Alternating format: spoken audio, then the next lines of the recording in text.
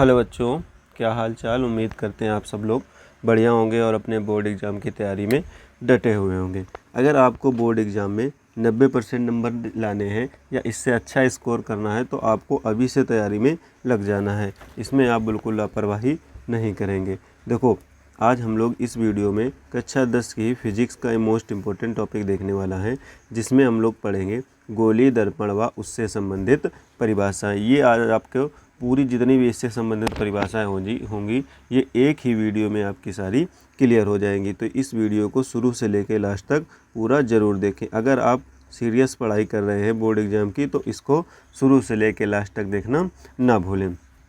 और अगर आप चाहते हैं कि हमारे बोर्ड एग्ज़ाम में 90 नंबर आएँ या 90% का वादा करते हैं तो आप कमेंट में अपना नाम ज़रूर लिखें कि जी सर, हम बोर्ड एग्ज़ाम में 90% स्कोर ज़रूर करेंगे। अगर आपके अंदर कॉन्फिडेंस है तो आप कमेंट ज़रूर कीजिए। चलो अब हम लोग समझते हैं। पहली हेडिंग है गोलीय दर्पण, यानी गोलीय दर्पण कहते किसको हैं। तो देखो, परिभाषा इसकी क्या कहती है कि ऐसे दर्पण जिनका परावर्तक पृष्ठ गोलीय हो उसे हम क्या कहते हैं, गोलीय दर्पण कहते हैं। समझते हैं। गोलीय दर्पण कुछ नहीं होता है, जैसे ये कांच का एक खोखला गोला है। ये क्या है, कांच का खोखला गोला। इस कांच के अगर खोखले गोले को हम क्या करें, यहाँ बीच से ऐसे काट दें। क्या करें, इसको बीच से काट दें तो दो भाग निकलेंगे, और जो दोनों भाग निकलेंगे वो कुछ इस प्रकार से कैसे होंगे, गोलीय भाग होंगे। कैसे होंगे, गोली। और इनके एक भाग पर हम क्या करें, पॉलिश कर दें। तो जो एक भाग ये वाला हुआ ये तो पॉलिशदार हो गया। कैसा हो गया, पॉलिशदार।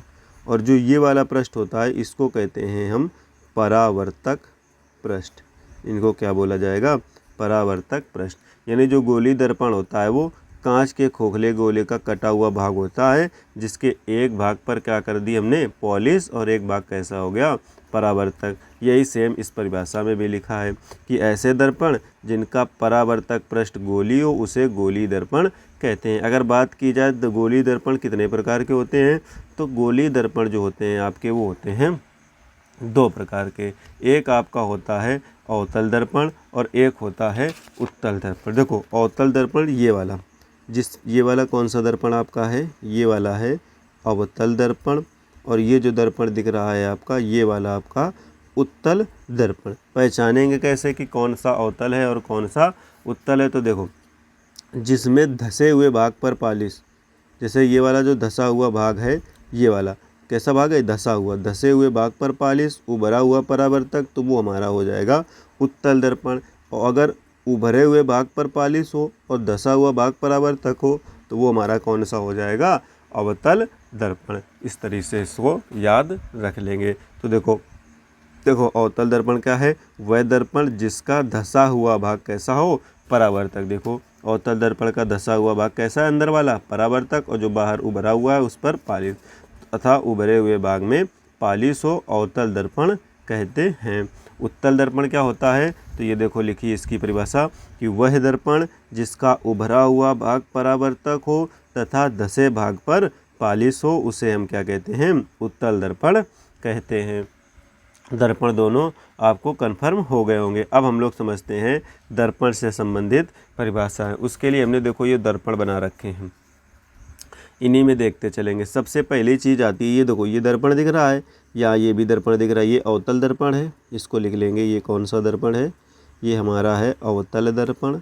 और ये हमारा कौन सा दर्पण है, ये हमारा है उत्तल दर्पण। अब देखो, जो अवतल दर्पण होता है या उत्तल दर्पण होता है, इसका ये परावर्तक पृष्ठ है, इसके बीचों बीच ये वाला जो बिंदु दिख रहा है, इसके बीचों बीच वाले जो बिंदु होते हैं इसको हम दर्पण का क्या बोलते हैं, ध्रुव। और उसको हम पी से लिखते हैं। कैसे लिखते हैं, पी से। यानी अगर हम पहली हेडिंग लिखें तो पहली हेडिंग हमारी बन जाएगी दर्पण का ध्रुव। तो हम क्या कहेंगे, गोलीय दर्पण के परावर्तक तल के केंद्र को या मध्य बिंदु को दर्पण का क्या कहते हैं, ध्रुव कहते हैं। और इसे काय से प्रदर्शित करते हैं, तो इसको पी से प्रदर्शित करते हैं। दूसरा पॉइंट होता है वक्रता केंद्र।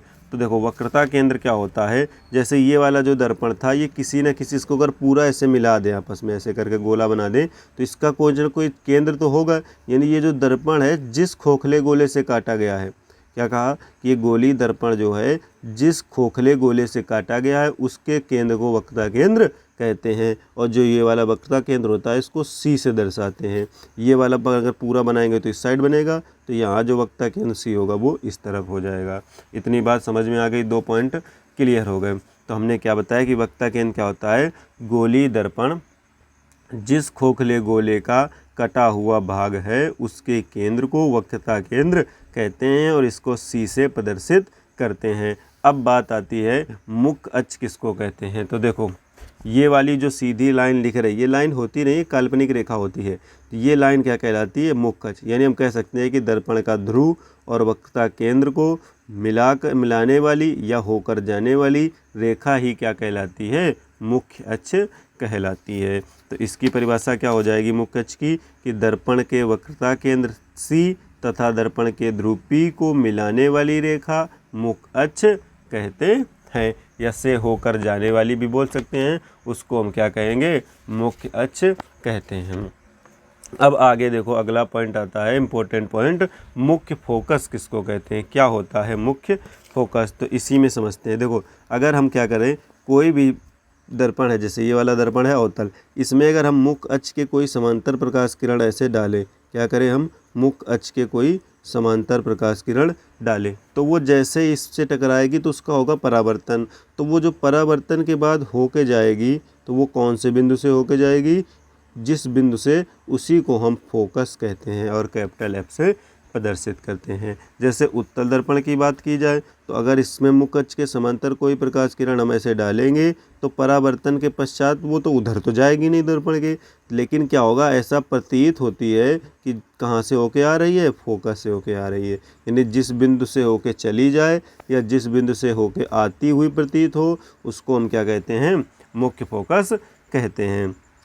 ये भी पॉइंट आपको समझ में आ गया। यानी अगर मुख्य फोकस की परिभाषा की बात करें तो क्या होगा कि मुख्य अक्ष के समांतर चलने वाली प्रकाश की किरणें परावर्तन के पश्चात मुख्य अक्ष के जिस बिंदु से होकर जाती हैं उसे मुख्य फोकस या फोकस बिंदु कहते हैं और इसको हम कैपिटल F से प्रदर्शित करते हैं।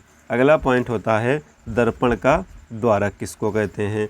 तो ये जो दर्पण दिख रहा है ना, इसका ये जो व्यास होगा M1 और M2, यहाँ से लेके यहाँ तक, यानी दर्पण के व्यास को या दर्पण के परावर्तक पृष्ठ के व्यास को ही हम क्या कहते हैं, दर्पण का द्वारक कहते हैं। तो हम कहेंगे गोली दर्पण का व्यास क्या कहलाता है, दर्पण का द्वारक कहलाता है।